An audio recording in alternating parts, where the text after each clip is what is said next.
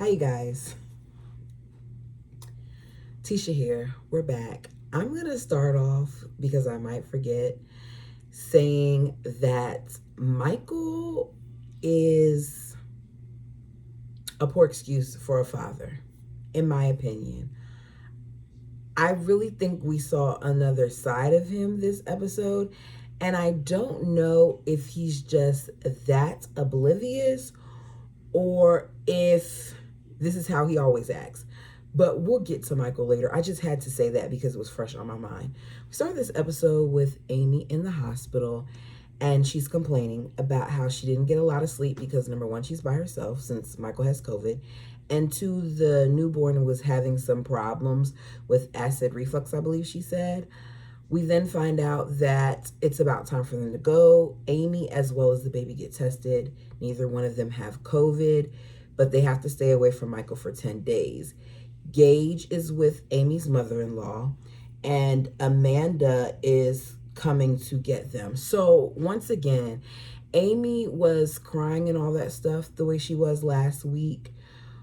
When she's not going to be on her own during this first stage without Michael, she has a village of people who are there and ready to help.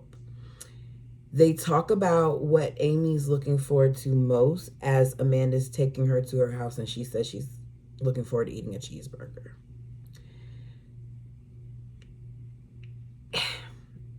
Amy wants us to believe that she's going to do what she's supposed to do after having this baby, but I can already tell you that, to me, Amy looks bigger in her confessionals than she did when she was pregnant. So we're going to see how this goes.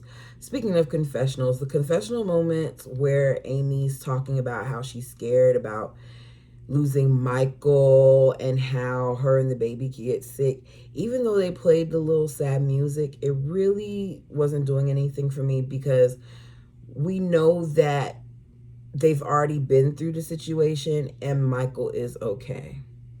We then see Tammy at the rehab, and Tammy's coloring and talking about her upcoming appointment with Dr. Smith. She's with one of her friends from the center, and she's saying how she's nervous about her lungs and the therapist not approving her despite being in private counseling for months. This is part of the reason why I don't understand why Tammy has been so rude to the therapist, because the questions that the therapist was asking her when we last saw her being filmed weren't invasive. And she's saying that she did better off camera, but she didn't have to be as rude as she was. So I just feel like the cameras aren't an excuse, but it is nice to know that she has been doing work off camera. One of her friends from the rehab tells her that he's proud of her and that she's a motivation to them because it gives them hope that they can, be successful and lose weight and eventually get out as well. And Tammy talks about how she never saw herself as being an inspiration to someone. And you could just tell that Tammy does feel better. Tammy seems like she's mentally in a better space, and I can appreciate that. We didn't see 10 days later that Amy is returning back to Michael. Amanda brings the baby and Amy over there. And as I told you all last week, Amy's house is dirty. We didn't even get us a view of the entire place. I can only imagine what her bedroom looks like if her living room looks the way her living room looks. She said she thought that Michael would do more than just play video games, but apparently all he was doing was playing video games for the past 10 days, and how she's going to have to clean up. But your house is never really clean, so I don't understand why you're surprised that he didn't clean while you were gone. She said that thinking about raising 2 kids is a lot and she's scared. And I feel like Amy's showing signs of postpartum already, just because she keeps on complaining and And I feel like she wants us to feel sorry for her, but it's hard for me to feel sorry for you when you planned this. You had one child who wasn't even two yet, and then you planned and had another child. What did you expect? Did you not talk to other parents who have had multiple children to see what it would be like? I don't think like Amy was realistic in this process. We then see Amy saying that she's gonna watch what she eat and she's gonna be doing better. They're at a family function. Amy is the last to arrive, and she has Gage and the baby and Michael. Missy basically, when asking, she asked Amy about her eating, and that's where Amy told her that she's been doing better and that she hasn't really been eating a lot because she doesn't have time and her diet is okay. And then she throws it back at Amanda and wants to know what Amanda's doing. And Amanda says that she's lost a few pounds, but she needs to do better. She cut out her snacking, but she knows she needs to work on like her drinking of sodas and stuff as she drinks a soda. Missy says she lost 6 pounds, gets up, shows how loose her pants on. I halfway think that some of that is you just buying your pants big. And I'm going to say this. People do lose inches as well. But I have lost 12 pounds. And my pants aren't doing that. So maybe it's me just being a little jealous, but I'm not seeing that. So if you're saying 6 pounds did that, good for you, girl. But I feel like a little bit of it was already like that. We then see Amy eating her food and Michael eating his food, and Amanda has the baby, and Gage is crying and frustrated and he won't calm down, and we see Amy pick him up and we see Amy say she's going to go change him. And while she's doing this, I keep thinking to myself, according to what the show said, it's been 2 weeks since Amy gave birth. Amy should not be picking up Gage. She had a cesarean. I don't know what the pounds are, but I know it's not Gage. Gage eats like he's a grown boy. So for Amy to be lifting him the way that she is after having a cesarean is crazy to me. And I don't understand Michael, which is why I say Michael is not as great as Amy tries to make him seem, because what is he doing? You see that your sister-in-law is holding your son. You see that your wife, who just had a baby a few weeks ago, via surgery, she didn't push this baby out naturally, is picking up her child who is crying. And not only is he crying, but she's crying. And he does nothing but continues to sit there and eat. Amanda sees it from where she's sitting, and Amanda has enough sense to hand the baby over to Chris and then walks over to her sister while Amy is crying and grabs the baby, well, not the baby, grabs Glenn, who is also a baby, and calms him down. Michael's elevator does not go to the top floor.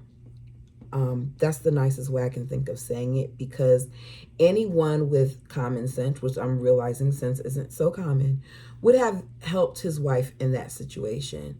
Amanda calms Gage down, and in the confessionals, Amanda points out that Michael should be more involved as a father, and I completely agree with Amanda. We see Amy getting more food and talking to her sisters as well as another member of the family, worrying about being a good mom. And I'm going to be honest, part of me believes that Amy is really worried about being a good mom, and part of me feels like that Amy needs to go and talk to someone, because she obviously has not dealt with the issues from her childhood in regards to her mother. I feel like that's part of the reason why she continues to worry so much if she's being a good mom. Amanda tells her people who worry about being a good mom are good moms. I don't necessarily agree with that. I feel like some of that comes from doubt because let's be clear, we all as parents, and I'm not trying to get, just going on her, we all have things that we can improve on as parents. And I feel like Amy is overwhelmed. Amy did this prematurely. Amy is overweight. She talks about being obese and stuff like that and how it slows her down, but you weren't worried about any of this. The doctors have told you before you even had your first child that it wasn't a good idea for you to try to have children until you got to your goal weight, and you did not listen. So here you are now 2 years later with 2 children, 3 according to Amy, because she also has Michael, and there's nothing funny or cute about it. I don't understand. We heard in previous seasons where Michael was going to work. Is Michael working? Because I don't know why Amy is finding it so hard to take care of these 2 kids. Is Michael not helping you in between with the feedings? He's a newborn. You're gonna be up every 2 hours, if I remember correctly. I know with my son, in the beginning, it was even worse than that because they tell you to make sure that you don't lay the babies on their, Don't lay them on their stomach. It's been so long since I had a child. Let me think. Am I saying this right? Don't lay them on their stomach. Lay them on their back. Well, my son did not like laying on his back, to the point where if he laid on his back, he only slept for like 10 minutes. But if you let him lay on his stomach, he would sleep for the full 2 hours. So it came to the point where I would watch him sleep on his stomach because that was the only way that he got a good amount of rest. And it wore me out. But the back thing wasn't working.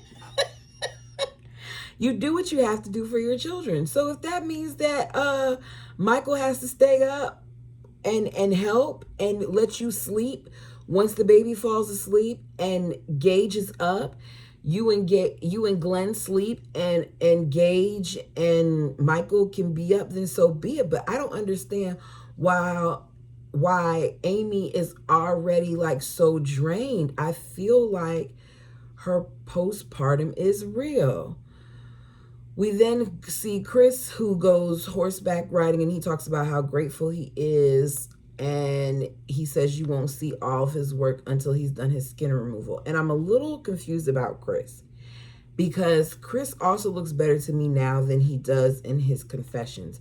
But a part of me is wondering if they purposely have him like looking larger than he is in the confessional, because it doesn't make sense to me that he looks bigger in the confessionals than he is currently now. I don't know. It's just something that I noticed. It could be wrong. Could be the angle of the camera, because I feel like the camera didn't put weight on me too. But that's my excuse. I'm sticking to it. We then hear him say, I think it was him or Amanda say how good it would be to have Amanda, to have Amy come out there, and imagine how to get Tammy out there. And Amy says it would take a forklift. And I feel like anything to joke Tammy makes Amy feel better. Amy has a lot to say and claims how proud she is of Tammy and all of that. But some part of me feels like if Tammy were to really lose all the weight and get smaller than Amy, Amy would lose it. We then flash back to Tammy, who is getting ready because she's going to go to her doctor's appointments. She prefers to ride in an ambulance because it's a 4-hour ride and she's nervous about if something happens, how it will work with her trach, with her family. But she said her family is going to meet her in Lexington. So we see the ride, and like an hour into the ride, Tammy has a really bad coughing fit.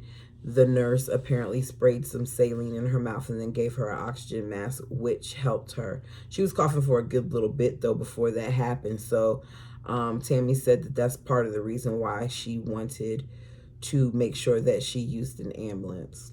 We see them go to a hotel. Well, Tammy go to a hotel. And another nurse, which is a family friend, has come to stay with her while she's in Lexington. The next day, the family comes. At first, I thought it was weird that they were in separate cars because Amanda and Misty were in one car, and then Chris and his wife and his grandson were in another car. But later on, we saw where they flashed to them taking Tammy to the different appointments. So the reason why Chris was in a different vehicle was because they wanted to make sure that they had the space to transport Tammy. I know Tammy looks forward to when she can get into a vehicle and actually sit in a car seat. That has to be an uncomfortable feeling to be sitting on the floor every time you go for a ride with your family. As they meet up with Tammy, Tammy's talking about that she's dizzy and her stomach hurts. And I feel like a lot of that is her nerves. She's probably anxious. You can tell by her eyes and her mannerisms and the way she's playing with the fidget spinner and all the other stuff that she's scared. We see her meet up with Dr. Smith. Dr. Smith says, I'm going to go over what all your doctors had to say. Her pulmonary doctor talked about how she had a pulmonary embolism. He's recommending that she does have the surgery, but she takes blood thinners and she's going to have to get up and move faster. That wasn't her pulmonary. That was her blood doctor. They let's just say she got to do that. Her lung function is restricted to 39%, so there's a is restricted, so there's a 39% chance of complications. Even though she has heart problems, her cardio doctor is gonna approve her because she's kind of at more of a risk at her size now than she would be if she were to wait for the surgery or to stay the size that she is. I don't even know if that sentence made sense, so I'm gonna repeat it. She's more at a risk at her current weight than she would be having the surgery. Like, both of them are risky, but the risk of her staying this size that she is putting more of a strain on certain organs. So they basically feel like she might as well have the surgery. And me personally, I don't know if I would want to go into a surgery like that, but Tammy takes all of this as good news, and she says that she's relieved, and she starts crying. And Amanda's thinking that she's crying because she's scared, but she's like crying more because she's excited and she's happy. We then get to the last thing where he basically was like, I told you that if you don't get approved, you can have all the weight requirements you want to, but if you don't get approved by the psychologist, then you're not having this surgery. And we get like a whole bunch of music and pauses and stuff just to find out that she's been approved and that she did a lot of work that we don't know about off camera. And I'm proud of Tammy. You can tell that something is different. Chris even talks about something being different. Now, I don't know how long this is going to last or how far we're going to go with this, but I'm really, really happy for her. And I look forward to seeing her succeed. And I hope that she keeps this going. Tammy, you did it, girl. This episode overall, it was better than last week's. I really am annoyed with Michael. I really feel like Amanda wanted to say more in regards to Michael. I feel like maybe some of the things that Amanda went through with her husband, she sees in Michael. Because it's very interesting that she made a point of saying in the confessional that Michael needs to be a father. Michael needs to help. If you were at home for 10 days and you had enough mobility to sit there and play games, and then you said that it really wasn't that bad, you just had a slight headache, you could have came and made your home better. I don't understand. Most people, when they have babies, I know I did, we went on a whole cleaning thing. Like the nursery, from the floor to the ground to the baseboards to washing all the clothes in a special baby soap to making sure that certain meals and stuff were prepared. And I didn't have an induction. My child came early. They made me have him early. I had my son at 34 weeks. So to know that you knew the day that you were having the baby and you weren't prepared and your home is a mess, bringing a newborn into that along with your 1 year old, that's crazy to me. But we're going to see how this all plays out. Let me know down below what your thoughts are. Sorry, this was a little over the place, I'm a little tired. And I don't know, I just was off in La La Land. But thanks for joining me. Until next time.